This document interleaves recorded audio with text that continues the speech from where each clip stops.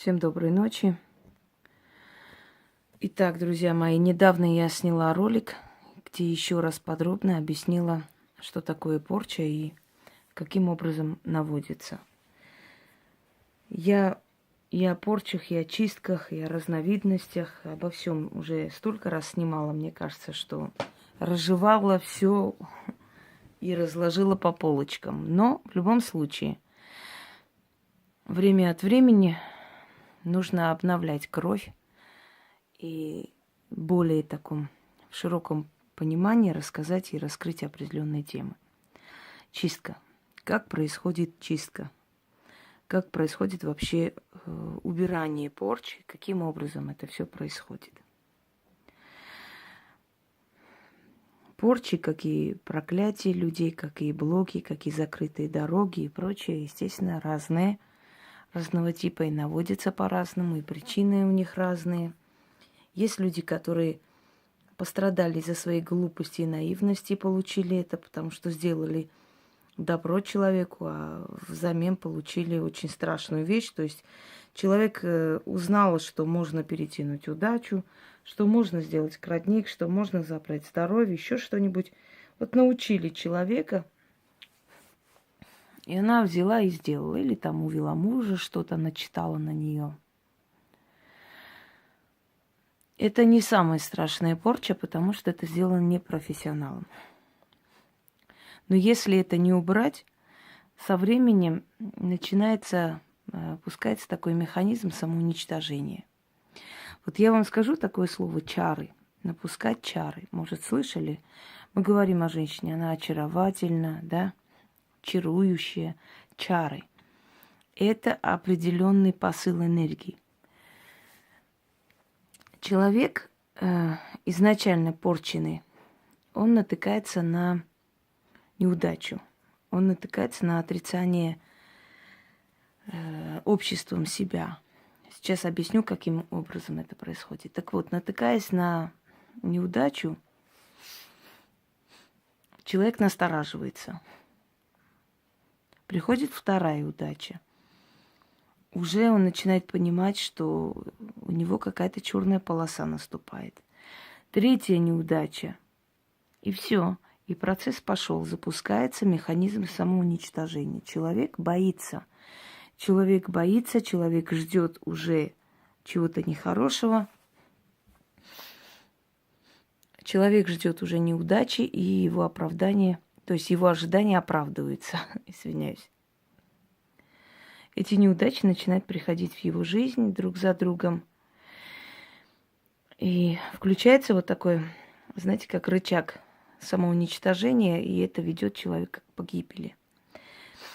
Задача ведьмы закрыть этот процесс, закрыть этот рычаг самоуничтожения, вывести человека из оцепенения, из этого состояния, дать ему одну удачу, вторую, а дальше опять открывается вера в завтрашний день, расслабляется подсознание, страх пропадает, и таким образом человек выходит из кризиса. Если сделана порча самоучками, ну, например, людьми, которые что-то прочитали, что-то там посмотрели, что-то научились чему-то где-то, как происходит снятие этой порчи? Смотря какая порча наведена. Что такое порча, я вам говорила, да? Энергетический посыл, определенные силы, демоны. И демоны могут быть высшей иерархии, но, правда, высшей иерархии демоны не придут по зову какой-нибудь Бабы Маруси, но придут по зову человека, который силен в ремесле, у которого мать, бабушка более сильны. У них пожизненно, скажем, это семейное, знаете, обращение к этим силам тьмы. Если это сделал человек непрофессиональный, когда это снимается, то, естественно, удар идет обратно. Но не ответ идет и не наказание идет обратно. Обратно просто, знаете, как вам сказать, за нарушение, за то, что человек переступил вселенский закон, он получает. Он получает по заслугам за нарушение общих законов мироздания. Если он ни за что это сделал и влез, то он получает. Если к вам приходит человек, которому надо было навести, знаете ли, ну, достоин был, заслужил этот человек. Ну, например, приходит человек, который изуродовал жизнь, а может и физиологически, свою бывшую жену. Поглумился, поиздевался, потом пошел себе, нашел там другую женщину, более удобную, и думает, что все нормально, все пронесло, все как бы, ну, все решилось в его пользу. Никакого наказания. Так и должно быть. Он живет себе, радуется, а человеку сломали жизнь, по сути, искалечили жизнь человека. Получит ли он возмездие? Конечно, получит. Придет момент, когда эта женщина пойдет и наведет на него кое-что, через кое-кого. И через некоторое время он придет к практику и начнет выть, мол, вот, бывшая жена такая-сякая навела, помогите. А ты смотришь его судьбу и говоришь, ты эту женщину очень сильно обидел. Ты сделал больно этому человеку. Ты не хочешь извиняться, ты не хочешь компенсировать сделанное тобой. Заслуживает он порчи, да. Вернется ли женщине, которая сделала эту порчу? Нет. Нет, не вернется. Ему дали эту порчу, позволили ей портить ему жизнь для того, чтобы он на себя ощутил вот это, каково это вот так мучиться. Его наказали. Потом в конце он еще расплачивается за то, чтобы сняли с него, и его освобождают и говорят, все, пошел вон. Больше такое не делай. Это не вернется. Вы знаете, я часто вижу безграмотность просто людей, которые учат магии, там, не знаю, какие-то школы открывают. Они настолько неграмотны в этом вопросе, что даже не понимают. Они идут по такому, знаете, стандарту, по схеме, вот по плану. Порча снимается, значит, обратка летит, я не знаю, что вот это вот обратка и прочее. Но меня так раздражают эти слова. Обратки, ясновидки. Омерзительно просто. Это неуважение к силам магии. Обратное возмездие или ответ. Понимаете? Ответки, обратки. Но в конце концов, таким образом относиться к таким силам, которые правят нашей судьбой, и надеяться, что они вас примут, что они вам какое-то знание дадут. Мне кажется, что наивно и глупо, согласитесь? Так вот, если порча не заслужена, то человек за это ответит, тот, который навел. Ответить в стократном размере. Поэтому прежде чем идти сделать порчу на соседа, только потому, что у него есть там 2 машины, а у вас ни одной, подумайте хорошо. Этот человек, может, добился всего своим трудом. Ваша порча испоганит ему что-то, смотря с какой силой наведете. Если вы сами это сделаете, не имея никаких навыков, знаний, конечно, ничего не получится. А может, еще вам по башке дадут. А может, у него всего лишь грипп там будет. Он там полежит 2 недели и пойдет работать дальше. Если это профессионал, профессионал может испоганить жизнь. Но если он профессионал, он должен вам сказать, что ему за это ничего не будет. Но если человек пойдет снимет, то наказание ваше неизбежно. Если вы согласны, многие люди машут рукой, мол, хорошо, хорошо, я согласен. Они надеются на авось, они надеются на то, что это все на самом деле несерьезно и ничего никуда не вернется. А вообще есть люди, которым терять нечего, которым уже настолько все равно, что они готовы перейти против людей очень сильных, что они готовы и делать порчи людям очень сильным, понимая при этом, что им рога обломают, но они это делают, потому что, знаете, такие вот есть уже отмороженные существа, у которых в жизни было столько грязи, столько всего, они настолько озлобленные и, скажем так, знаете, взбесившиеся уже от жизни, что им как бы все равно, они как-то как камикадзе, будь что будет. Ну, будет, конечно, обязательно будет, потому что если ты не профессионал, ты трогаешь магию, ты пытаешься навести кому-то порчу, то будь уверен, что обязательно, вне сомнений, ты за это накажешься. Была женщина, которая положила фотографию своей соседки, которую подозревала как бы в изменах мужа да, подозревал эту соседку, хотя она абсолютно оказалась вообще невиновный человек. И муж ушел совершенно к другой женщине. Но она положила ее фотографию в гроб, когда хоронила своего деда. И в итоге через дней 40 умер ее ребенок, задохнулся ночью. Понимаете, если человек невиновен перед тобой на самом деле, и ты идешь к ведьме, обязательно человек, знающий, видящий, тебя отговорит. Скажет, это не так, на самом деле, такого нет, поэтому не стоит это трогать, этого человека. Этот человек не виноват перед тобой. И если ты как бы послушаешься этого человека, то это выигрышный вариант для тебя. Если не послушаешься, сделаешь сама или пойдешь к тому человеку, которому все равно, что за деньги навести или сделать. Естественно, после того, как человек освободится от этого, ты получишь в 100-кратном размере. Но есть случаи, когда человек заслуживает эту порчу.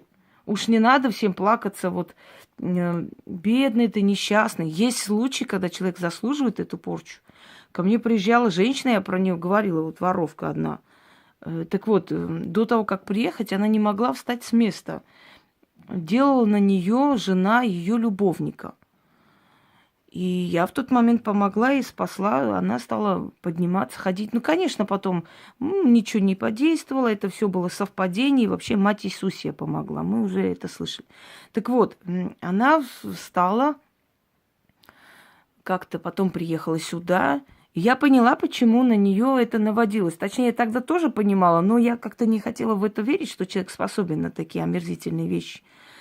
Она хотела зарыть всю ее семью и пробовала, и ходила к каким-то бабушкам, все такое, понимаете? Вот ей и прилетело.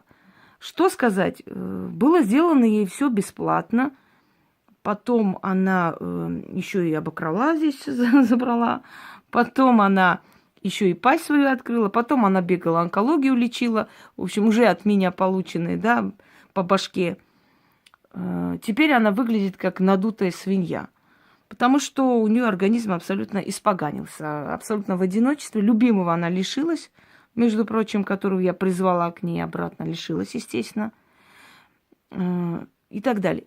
Как вы считаете, заслуженная порча? Заслужил этот человек порчу? Я считаю, что да. Так вот, о чем я хочу вам сказать, что не каждая порча наведена на невинного, бедного, несчастного ангела. Очень многие порчи наводятся на заслуженных людей. Чем-то человек заслужил это. Либо человек был наивен, не видел опасность и глупо себя повел, за что силы разрешили его наказать, чтобы у него мозги стали на место. Либо человек действительно заслуживал. Но те случаи, когда человек незаслуженно был порчен, да, в таких случаях, естественно, приходит спасение. Силы приводят к тому человеку, который должен вам помогать. Если это кладбищенская порча, она снимается желательно на кладбище. Есть несколько этапов снятия.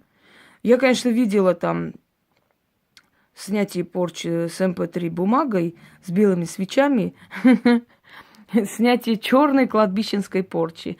Ну, конечно, посмеялись, пошли дальше, детсад.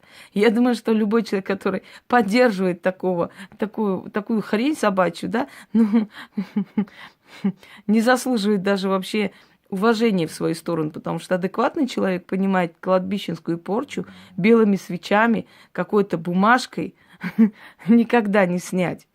Потому что эту энергию, где навели, туда и приводите и оставляйте. Естественно, не находим то кладбище, где наведено, но я уже говорила, что кладбище одно царство мертвых. В одном кладбище ты можешь снять то, что наведено на другом кладбище. Итак, кладбищенская порча снимается следующим образом. Если работаем мы по фантому человека, то есть человек далеко находится, и мы работаем по его фантому. Основная наша работа сейчас, в данный момент, это по фантому, потому что, не имея возможности приехать, да, человек просит его очистить. Точно так же наводится по фантому, снимается по фантому. Люди неграмотные в магии, абсолютно ничего не понимающие, конечно, по-другому пытаются это все представить. Но мне иногда хочется так задать вопрос. А насчет фантома слышали? Не слышали. Фантом существует. По нему и снимается, и наводится. Весь этот процесс описывать не буду, потому что я очень много дарила таких работ. Я думаю, что вы видели. Снятие есть изгойства, снятие есть материнского проклятия, отцовского проклятия, проклятия рода, снятие финансовых блоков. Каждое снятие порчи – это целая работа. Это выжатые силы, это усталость. Это действительно очень большой труд. Но сейчас я не об этом говорю, дорогие друзья, как это все снимается, потому что это слишком обширная тема и не для всех, собственно говоря. Как чувствует себя человек после снятия порчи? Начнем с того, что такое вообще снятие порчи. Это не просто слова, это не просто крутить свечу, да, это не просто там ножом отсекать. Это призыв определенных сил. Некая сила приходит в жизнь человека, которую отправили к этому человеку, и начинает питаться его отрицательной энергией, доводит этого человека постоянно, закрывает все пути дороги. Человек не может жить, его жизнь становится смертоподобной просто. У него нет выхода, он в безысходности, он в отчаянии. И все, одна неудача, вторая неудача, все что угодно, как угодно закончится. Может тюрьмой закончиться, может больницей, может разрухой, может пожаром, может все продать, человек все потерять. По-разному, смотря как отомстили. После снятия призывается определенная сила. То есть снимать таким образом. Призывается определенная сила. И через эту силу ты указываешь тем демонам, тем демоническим сущностям или мертвая сила, которая привязана к человеку, уйти от этого человека. Ты их отсекаешь. Ты имеешь право их изгнать из жизни человека. Ты отправляешь его в определенные сферы. Либо возвращаешь человеку, смотря как ты снимаешь и каким образом это делается. Когда я начинаю очищать человека, я говорю, первое время может даже стать плохо. Может температура подняться, головные боли, может раньше начаться месячные, если это женщина, да. У мужчины могут быть воспалительные процессы и так далее. И даже ощущение может быть, что вы зря вообще начали, зря вы разворошили, как-то вам еще хуже стало. Это длится в течение недели. Может 3 дня, может 2 дня. Но вот 1 неделю надо перетерпеть. Потому что, уходя, эти силы напоследок забирают как бы окончательную дань. Вот последнее, что могут урвать у вас, забрать, они забирают. Далее. Потом начинается физиологическое восстановление. Физиологическое восстановление очень болезненно, смотря насколько человек болел. Если он долгие годы болел, если у него были постоянные проблемы со здоровьем, то у него восстановление как после операции, вот боли. Оживляется весь организм, оживляется кровь, оживляется система жил, оживляется там мозговая деятельность, все это оживляется. Человеку кажется иногда, что его прям вытягивает за уши. Вот он может, сидя на месте, чувствовать, что он прям по комнате ходит, его шатает. Есть случаи, когда очень нехорошие, там есть кладбищенские, там есть... Бывали такие моменты, когда я снимала с человека, знаете, называется такая порча «дар сатане», когда бабушка, например, молодилась за счет внучки. Вот не любила она их, она обладала чем-то, знала там, или мать ее знала, или еще кто-то научил. И она начитывала, ей было настолько плевать на этих внуков, не задумывалась, что она по крови передает это. И она передавала их в дар темной силе. За счет этого она жила очень долго, а эти дети просто у них жизнь была, судьба не судьба. Может ли один человек передать другого? Только вот с помощью определенных заклинаний, только кровный родственник способен передать другого родственника в дар темной силе. Есть такой ритуал, я много чего не показываю, иначе, может быть, некоторые дураки возьмут, сделают. И бывали моменты, когда у людей просто вся жизнь перед глазами пролетает, просто все. Они живут как полудреме, как полужизнь, полусмерть. Сны приходят, голоса слышат. Одним словом, первые недели 2 чистки болезненно проходят. Потом начинается следующее. Начинается ощущение спокойствия. Начинается ощущение уверенности в себе. Страх исчезает полностью. Паника исчезает полностью. начинаются перемены. Человек чувствует, что он молодеет, что ему легче физиологически и морально жить, что мир начинает как бы ему помогать в этих ситуациях. Когда раньше все время не получалось, сейчас начинает открываться дороги, начинает получаться. Через некоторое время он начинает осуществлять свои задумки. То, что раньше у него были, да, но он боялся об этом думать, потому что то одна неудача, то вторая. Он начинает осуществлять, он поступает на хорошую работу. У него перспективы начинают появляться.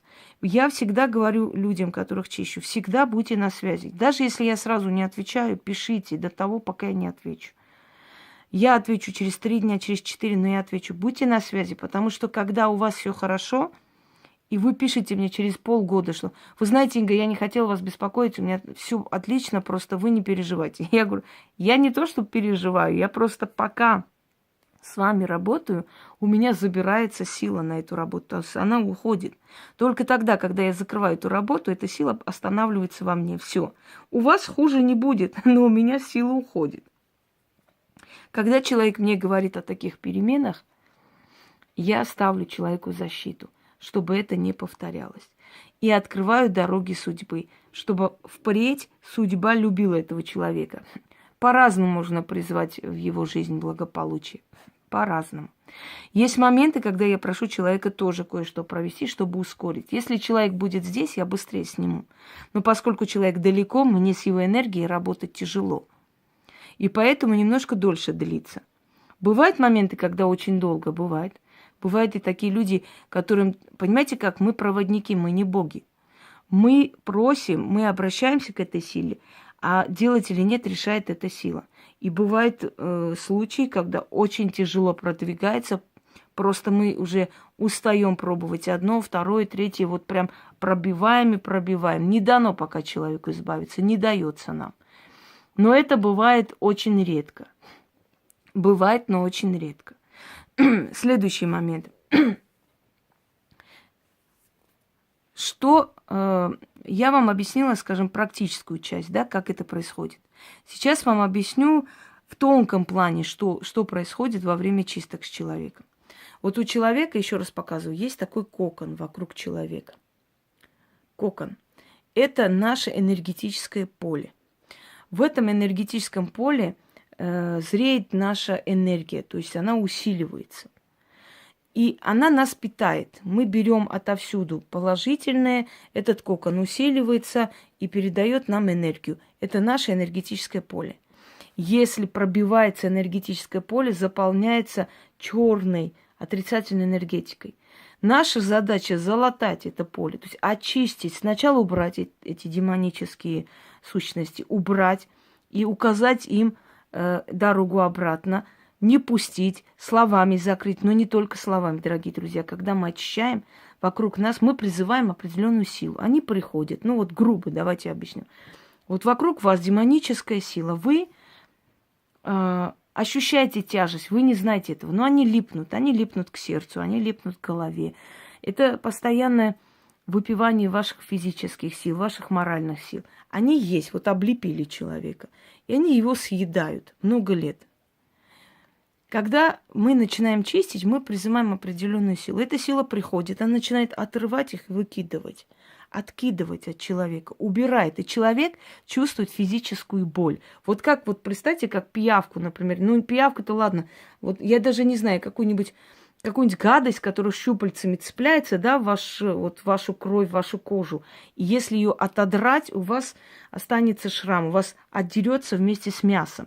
И когда ты отдираешь от человека этих лярв, там, смотря что навели, бывает, что мертвую душу навели, бывает, что демоническую, бывает, что вообще проклятие рода идет, и оно очень облеплено полностью. Так вот, когда ты начинаешь отрывать от человека, он чувствует просто физическую боль.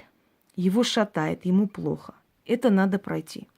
Вот они приходят, эти силы, и начинают отрывать их. Ты им даешь задание, да? Убираю вот всякие притки, призоры и так далее. И силы, которые к тебе привыкли, которые с тобой работают много лет, они знают, что ты им говоришь. Ты, по сути, им говоришь: отрывайте, уберите это все. Это им команда подсознательно. Вот они начинают убирать, от человека и начинает восстанавливать его энергетическое поле. Ты призываешь определенного стражника, определенную силу. Этот стражник становится возле человека. И для этого духа нет пространства и времени. Лежите вы, купайте, это не важно. Он везде вокруг вас кружится. Он вас охраняет, он усиливает ваш вот энергетический кокон. Начинает усиливать этот кокон. И те, которых оторвали, они пытаются зайти. Поэтому у человека начинаются все равно панические атаки в течение месяца. Страхи опять начинают возвращаться. Потому что он чувствует подсознательно, что кто-то опять приближается, но он не понимает, почему так происходит. Эта сила начинает их убирать по круговому и усиливает этот кокон и становится рядом. Когда человек говорит, что у него начались перемены, а перемены почему? Потому что эта сила сопровождает человека. Человек пошел куда-то, раньше ему отказывали, а сейчас рядом возле него есть сила, которая внушает. Понимаете, есть такая вещь, телепатическая связь, есть внушение духов, да, людям, которые внушают тому человеку: не откажи, помоги ему. И тот улыбчиво: ой, вы знаете, ну давайте я сегодня вам сделаю, ни с того ни с сего. И приходит: Инга, вы представляете, я вот ходила, это такая тварь была, она меня даже не слышала, а сейчас вот она вот меня услышала и помогла. Я не удивляюсь, потому что эта сила начинает внушать всем окружающим и как бы привлекать энергию, любовь к тебе. Дальше. Когда человек уже говорит о переменах, ты ставишь защиту, ты убираешь ту силу, которая очистила, то есть ты просишь уйти, и приводишь стражника. Этот стражник приходит и становится рядом с человеком. Что такое защита? Это же не просто слова. Пусть будет так, пусть будет сяк. Если бы это было просто слова, знаете ли, ну, мы тоже можем много чего сказать. Пусть там сейчас я чемодан с долларами найду прямо через 5 минут. Это не слова просто, это призывы определенной силы. Ты призываешь эту силу и ставишь рядом с человеком. И когда на него еще какие-нибудь атаки идут, эта сила их отбивает. Вот это и есть защита. Когда защита уже поставлена, через некоторое время открываются дороги судьбы. Это призыв определенной энергии удачи. Открывается, понимаете, как есть определенные, ну вот как бы, грубо говоря, объяснить. Каналы, не люблю это слово, но придется применить. Вот каналы, дороги вот такие, да. Это денежная дорога, это дорога удачи и так далее. Ну вот как радиоволны, грубо говоря. Ты человека как бы к этому подключаешь. Я не могу по-другому объяснить, приходится объяснять как с технической точки зрения. Ты подключаешь человека к этим вот каналам, ладно, к этим дорогам. И через эти дороги, через эти вот волны приходит к человеку удачливость, приходит к человеку сила и так далее. То есть ты человека полностью усиливаешь, заряжаешь и отпускаешь. И он доволен, и ты доволен. Вот таким образом происходит чистка и обновление, усиление, спасение человека, смотря какое. Я сейчас не обо всем говорю. Если ты убираешь смертельную болезнь, ты просишь сил смерти отойти от человека, ты просишь отсрочить ему срок, да, это по-разному. Но в общих чертах, как происходит вообще чистка и какие симптомы, что ощущает человек, я вам объяснила. Так вот, после того, как это все уже завершается, человек может спокойно заниматься своей жизнью, своими делами. То есть ему не обязательно постоянно приходить к тебе, что-то обновлять. Я говорила и повторяюсь еще раз. Плата берется один раз, если это делается за плату. И доводится до финала. Если вам кто-то говорит, что вот вам еще кто-то навел, еще соседи, вот еще что-то надо, вот я просмотрела, там надо, оказывается, еще кое-что провести, вам надо еще оплатить. Это шарлатанство. Здесь уже правды нету, потому что невозможно, чтобы прям все ходили, на вас колдовали, потом еще она посмотрела и посмотрела, что там еще надо чего-то делать. Дорогие друзья, берется один раз, начинается, и определенное время уже вы ощущаете. В самое ближайшее время, как только человек с вами начал работать, есть люди разные чувствительности. Есть люди толстокожие, они тяжело идут на это все. А есть люди, которые быстрее чувствуют. В любом случае, за 2 недели вы уже чувствуете просто физическое влияние на себя. В течение 3 месяцев жизнь начинает становиться на свои русла. Рай не наступает. Вы дальше будете работать, стремиться, но ад заканчивается. Внутренний страх, паника, нежелание жить. Это все заканчивается. Появляется сила жить, появляется физическая сила, появляется здоровье, появляется мужчина, если это стремление к мужчине, к новой семье, да. Смотря что хочет человек. У каждого свои стремления. Ты не можешь по одному сценарию всех чистить и всем то же самое навести и помочь. У каждого свои цели. Но в общих чертах происходит вот следующим образом. Я сейчас говорю о чистке, а не о лечении, потому что лечение это отдельно. Мы не имеем права лечить должны врачи, но помочь, усилить человека во время болезни, давайте вот так назовем, так будет правильнее, тогда совсем другие симптомы, тогда еще похлеще, еще сильнее чувствует человек, еще болезненнее. Но там так должно быть, иначе другого выхода нет, вывести человека. Он без этой боли у него физических перемен не будет. Итак, дорогие друзья, чистка, потом защита, открывание судьбы. Таким образом происходит обновление человека, избавление от этого всего. Вопрос задают, может ли человек, который сделал там, почувствовать, что снято, пойти еще раз делать? Может, конечно. Попытаться он может, но если ты сильный практик, твою работу никто не перебьет. Дальше. Тот человек, который вам это сделал, вы о нем или услышите, или увидите. Судьба как будто специально приводит его перед вами, чтобы показать, он наказан. Вы о нем услышите. У него могут страшные вещи твориться в жизни. Такие вещи, которые, даже вы испугаетесь, что это возможно. Я, например, знаю несколько случаев. Я здесь девочку лечила одну. И когда я сказала этой женщине, что это навела ее подруга, она мне не поверила. Но вот после чистки девочки там трагедия случилась в семье, нехорошая. Вернулось это все. А я на себя это не возьму. Это надо вернуть. По-другому никак. Итак, дорогие друзья, я думаю, что в общих чертах я вам примерно объяснила, потому что, еще раз говорю, это такие темы, что за 1-2 раза, очень непросто это все раскрыть. Но в общих чертах, да, вы уже имеете представление об этом. Всем удачи!